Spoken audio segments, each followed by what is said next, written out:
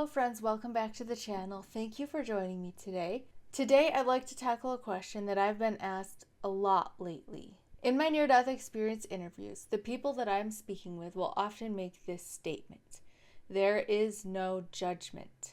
They have a near-death experience, they go to the other side, they have a life review, and God doesn't judge them. Many times they see that life is like a play, or a video game, or even a dream. It's been described as a roller coaster ride that we choose to go on over and over again for the adventure. A simulated reality that we enter by choice. We choose our roles, and depending on the person, the reason why we do this could vary. It could be to experience a challenge, to grow spiritually, to have an adventure, to have a physical experience with the five senses. But the overarching reason is always about love. To learn about love, to experience love, to express love, to expand love. What we do here is very important, but it's not serious. There's nothing that we can really do to be lost, to surprise God, or to make him angry, to deserve judgment, or some would even say to hurt ourselves or others. We are safe, guided, and loved. We ask each other to come here and play difficult roles, to challenge ourselves. Even some of the most evil people who have lived were simply playing a role that was asked of them, to provide a catalyst for human evolution. And while these answers may be satisfactory for many of us, to me, I find them very comforting because I had a near-death-like experience and I woke up on the other side and felt how incredible it is that we are all safe and guided and loved. But these answers are not satisfactory for everybody, and that is completely understandable because there are so many people who have experienced severe trauma and abuse at the hands of other human beings. And many people are asking questions like this in my comment section. So does God just allow us to do whatever we want and get away with it? Aren't there consequences for hurting and abusing people? What about child molesters, rapists, murderers, serial killers? What about Hitler?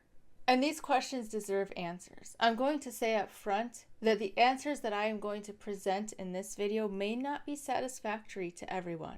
And that's okay. I'm just going to be throwing a lot of information at you guys and sharing with you how it makes sense to me. At the end of the day, there is still a lot that we don't know. And to pretend that we do, to pretend that we have the answers to some of life's deepest questions, like why does God allow evil? We can do the best we can to answer these questions, but that's all it will ever be. It will be our best effort. Today we're going to look for answers from two sources: near-death experiences and Michael Newton's books, Journey of Souls and Destiny of Souls. These are the two books that I'm going to be quoting from in the second half of this video. Dr. Michael Newton did regressive hypnosis therapy, where over the course of his career, he regressed thousands of people back between their lifetimes to see what happens in the interim. And the information that he and others like him have gotten is overwhelmingly telling the same story. The details line up. They correspond with what near-death experiences teach. So we're going to look at all this information and we're going to try to answer the questions. Is there judgment on the other side? And if not, what happens to those who commit evil acts? Do they just get away with it? One final note before we begin, we're going to be looking at a few hellish near-death experiences, although not in great depth. But just be aware in case this type of a thing is disturbing for you. Also, I want to give a trigger warning as we will be looking at a couple of suicide attempts that resulted in hellish near-death experiences. But I think that the conclusions that we will draw at the end are well worth the listen and will leave us in a place of confidence that God is both loving and just. He is capable and trustworthy to handle anything that we could throw at him, and that the universe is indeed a safe and benevolent place. So let's start at square one. What do we know from the overwhelming majority of near-death experience accounts? The overwhelming majority of near-death experience accounts that I have read and listened to agree that there is no judgment on the other side. And then if you ask them, well, does that mean that you can just do whatever you want and get away with it? Their response will come back something like this: Well, yes, you can do whatever you want in this life. We have free will. God isn't going to supernaturally intervene and control your choices. However, when you cross over to the other side, you will have a life review. And in that life review, you will have to experience all the pain and hurt that you caused every other living being, as if you were that person. And you will also experience the ripple effect of the pain and hurt that those people caused others. So you will be on the receiving end of all the pain and hurt that you caused in your entire lifetime, and you will judge yourself. God doesn't judge you. God unconditionally loves and supports you through this process. You judge yourself. Some near-death experiencers will say that this is as far as it goes, that the life review is the judgment, and having gone through it themselves, they can say, that's enough. It's fair. You experienced the hurt that you gave out, and that's a fair consequence. Other near-death experiencers will say that after undergoing a life review, people will then decide, I really screwed up, I need to go back and right my wrongs, and they'll plan another life, sometimes with the people that they wronged to switch roles, sometimes to put themselves in a situation to experience in a physical lifetime the exact pain that they dished out in their previous lifetime, all for the purpose of developing an understanding of what it's like to be on the receiving end of that pain, bringing balance to the situation, balancing the karma, experiencing the consequences, whatever you want to call it, and also developing compassion to ensure that they never make these mistakes again. So there's a couple of things we can draw out of this. First, when near-death experiencers say there is no judgment, they're saying there is no judgment in the very specific sense that many of us who were raised in religion were taught, that God is up there sitting on his throne waiting to send us to either heaven or hell. But clearly, as attested over and over, there is a type of judgment, self-judgment. We judge ourselves. This means that we are far more aware and advanced beings than we often realize here. We get over there, we wake up, and we say, oh boy, what was I thinking? I forgot who I was and I wasted all this time living an unloving life. Now I have to go back and right my wrongs. And what does this entail? Here's where we're going to get into some specific stories. All of these near-death experience accounts that I'm going to reference will be linked in the description for you to check out if you so choose, except for one, which I will note. We'll start with the story of a woman named Sharon who committed suicide. She found herself in a dark and hellish place where she could feel the pain that she had caused her family by leaving prematurely. A voice spoke to her and told her to turn around and look for the light. She is given a choice to return to her life and complete her mission, but she was told that had she stayed, she would have to continue to suffer her family's grief over her loss, either until the time that she was supposed to have been on earth was completed, or her family had forgiven her, whichever happened first. Thomas Mellon Benedict, a very well-known near-death experiencer, was an atheist when he died and found himself alone, trapped in darkness. He called out for help, and he heard a voice tell him to look for the light. The voice directed him to look for the light within himself, and once he had done that, he was able to make the connection between the light within him and the great light that all near-death experiencers speak of, and then he was able to see and travel towards the light and leave the hellish realm.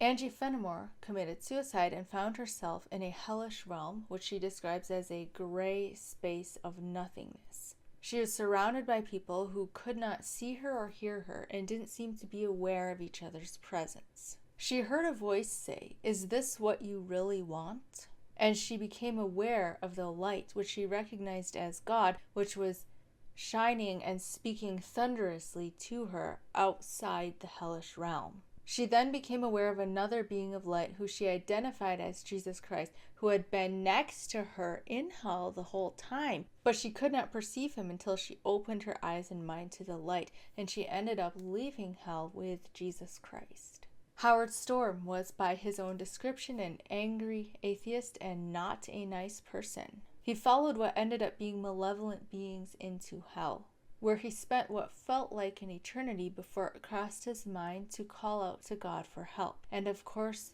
most of us know the story. When he did so, Jesus Christ appeared to him and rescued him from hell, and Howard was sent back to his life on earth, There is a near-death experience story that I read years ago, and this is the one, unfortunately, I cannot remember where I read it to track it down and give you guys a source for it. But it was the story of somebody who had not lived a good life and died and found himself in a hellish realm. He was there for what felt like an eternity before he was given a choice. Stay here or go back to Earth and work off your karma. Live a hard life. Be the recipient of the actions that you dished out previously. And this person chose to come back to Earth and right his wrongs. Derek Riddle died and went to a hell-like place, where he saw souls in line to be reincarnated. The ones who had done horrible things in life, like pedophiles and rapists, were in the back. They had to wait a really long time in this miserable hell-like environment before they were given the chance to go back to Earth and get it right. And they were going to have to keep coming back over and over until they did get it right. And how do you get it right? According to Derek, it has nothing to do with what you believe. It's about who you are. What's in your heart? Are you a good person? How do you treat people? Rachel Dempster died and immediately went to a heavenly place. But while in that heavenly place, she thought to herself, I wonder where the bad people go. She was instantly transported to a stereotypical fire and brimstone hell-like environment where people were undergoing torments. And when she had seen enough, she was transported out. This is just a brief sampling of the hellish near-death experience stories that I have heard and read, but it helps to set the stage. Even though the majority of near-death experiencers do not experience hell and say there is no judgment except for the life review and maybe coming back to Earth to experience karma, there are still many people who do have a hellish experience. And all the studies show that there's really no correlation between how a person lives their life, what religion they are, etc., and whether or not they have a hellish experience. Maybe they did live a bad life and they freely admit this. Maybe they believe they deserve to be there. According to David Girelli, somebody who has studied hellish near-death experiences in depth, people who close their eyes during their life review and refuse to experience the consequences of what they dish out in life can find themselves in a hellish realm until they're willing to take responsibility for their choices. Other times people may end up there simply because they're curious, like with Rachel Dempster, or maybe to bring a message back, or for whatever reason they personally need to have that experience. Some people may end up there because they're in a really dark and depressed state of mind, state of being, and they're unable to perceive the light because their own mind is so wrapped in darkness. But clearly, in some cases, it would appear that for those who live unloving, selfish lives, there is some type of consequences. And there seems to be different types of hellish experiences that people can have. There's total darkness and isolation. There is a realm where people may be together but unaware of each other's presence, and some have even seen a place of fire and torment. Arthur Jensen, who had a heavenly near-death experience, was shown that there are different vibrational levels in the afterlife, and people are sort of naturally drawn to the level where they feel more comfortable, where they fit in the best. According to Arthur Jensen, the master vibration which upholds the heavenly realms would be too intense and would actually put a dark soul in danger of annihilation. One of the most fascinating near-death experience accounts that I've ever heard is from a woman by the name of Sarah, who was interviewed on the Art Bell show in 1999. She saw some of these levels that Arthur Jensen talks about and that other near-death experiencers have described. In her experience, she first viewed a realm similar to what Angie Fenimore experienced. She saw a shadowy realm where people were unaware of each other's presence, each of them lost in their own darkness. She then saw a stereotypical fiery hell where people were tormenting each other, similar to what Howard Storm and Rachel Dempster saw. And Sarah was shown that these people were here by choice, that the door was open and they could leave any time if they wanted to. Then Sarah went on to see a heavenly paradise, which she was unable to enter. If I remember correctly, it said she didn't have enough experience to enter or something like that. She went on to experience the light and ultimately to return to her life on Earth.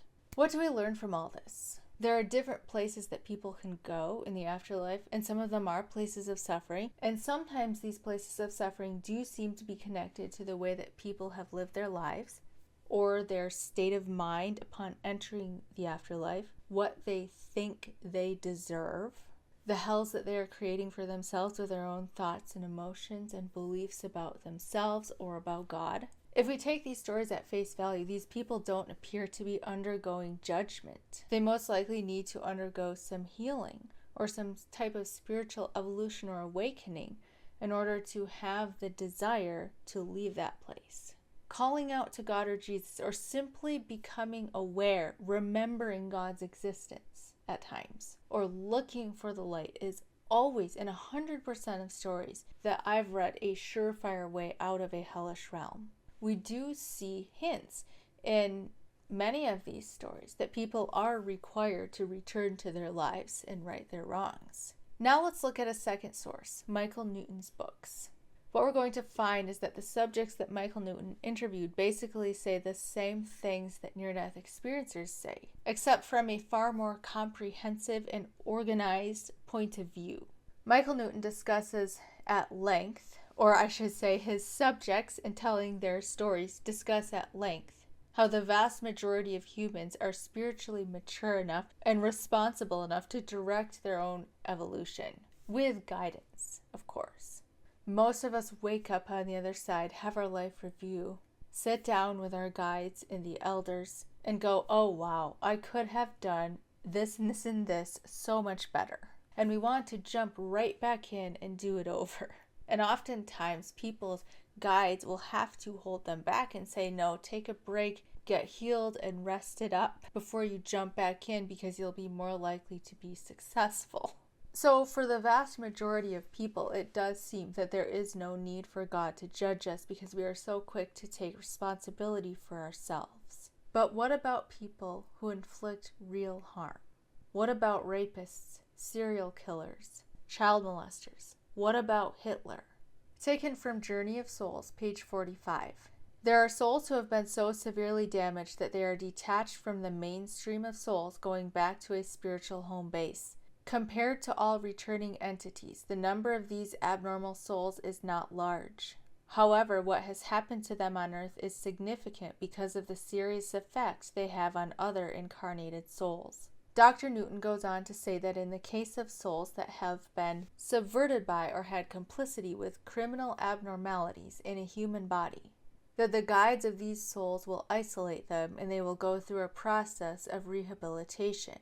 Michael Newton, in his books, mentions 3 paths that damaged souls, or souls that have committed monstrous acts in this life, may take. First is rehabilitation. Some immature souls may go into isolation or isolation with others like them, a type of purgatory for restructuring self-awareness. I can't help but wonder if this purgatory may be like one or more of the hell-like realms that near-death experiencers have described, such as Angie Fenimore or Sarah. On page 94 of Destiny of Souls, one of Dr. Newton's subjects talks about a place called the City of Shadows, where severely damaged souls are taken. It is here where negative energy is erased. Since this is the place where so many souls are concentrated who have negative energy, it is dark to those of us outside. We can't go into this place where souls who have been associated with horror are undergoing alteration, and we would not want to go there anyway. We also know that souls who are taken to this arena are not exonerated. Eventually, in some way, they must redress the wrongs they perpetrated on others. This brings to mind Derek Riddle's experience of a hellish place where people were waiting for a long time, undergoing rehabilitation, facing the consequences of their actions, slowly having that darkness melted off of them as they waited for a chance to reincarnate and right their wrongs. Number 2 is remodeling. On page 102, Dr. Newton speaks with somebody who works in between lives with severely damaged souls, those who have committed atrocities on earth. We work with habitually cruel lifestyles. These souls are then given a choice. We will do our best to clear out their energy by rehabilitation, and if we think they are salvageable, they are offered a choice to come back to earthen roles where they will receive the same type of pain they caused, only multiplied. Dr. Newton asks, I thought karmic justice was not punitive. There's that idea again of no judgment. The subject responds, it's not. The offer represents an opportunity for stabilization and redemption. It usually will take more than one life to endure an equal measure of the same kind of pain they caused to many people. So imagine in Hitler's case, how many lifetimes he would have to experience in order to be on the receiving end of all the pain that he dished out. The subject goes on to say that many souls refuse this option because they are afraid of falling into old habits and performing evil acts again in future lives. So instead, they may choose to be remodeled. Their dark and damaged energy is massively diluted. Not completely, they hold on to about 10% of their original identity. But these souls go on to recover, live successful lives, and progress with their spiritual evolution.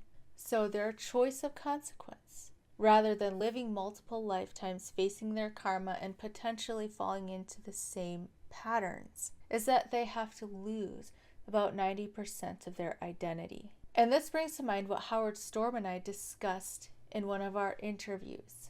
It's Howard Storm's belief, based on his near-death experience, that for people who completely surrender to the darkness, that God will have to annihilate their personality, that dark and twisted personality that performed those evil actions, but will be able to salvage and restore their true selves, that spark of the divine in them. And finally, number 3 is solitude. Some severely damaged souls who are uncomfortable with continuing to incarnate into physical lifetimes and also don't want to have 90% of their identity diluted, choose instead to go to a place of solitude and remain there indefinitely. What happens to these souls is outside of the scope of knowledge that Dr. Newton was able to access, but I can imagine that while they are in this solitude, being face to face and completely wrapped up in their own darkness for an indefinite period of time would be the worst of hells that we could imagine. Now, I do have a firm belief that God is well equipped and well able with the time and resources at his disposal to heal even these souls, and that they will not remain in solitude forever. So what can we take away from all of this? I have 4 points for you. First, we are actually far more mature and self-aware and responsible as spiritual beings than we often realize here. Even the worst of us are at their core divine spirits who wake up and say, oh wow, I really messed that up. So we need to give ourselves some credit, first of all. We are by nature good, brave, and trustworthy. And they say that only the bravest of souls come to earth because it is not easy here. 2, this may be hard for some people to hear, and I understand that, and that's okay.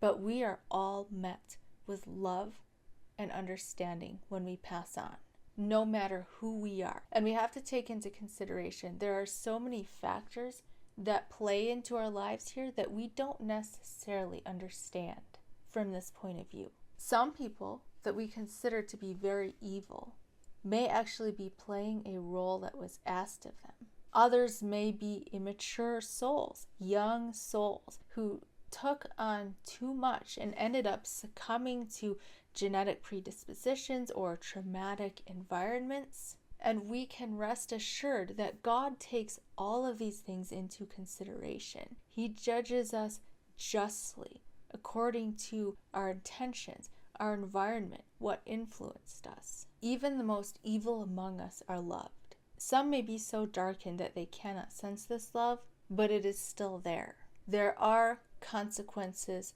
for actions, but divine love is not vindictive, it is not punitive. It is gentle, it is corrective. 3, free will is honored every step of the way. Even the most evil of souls have options.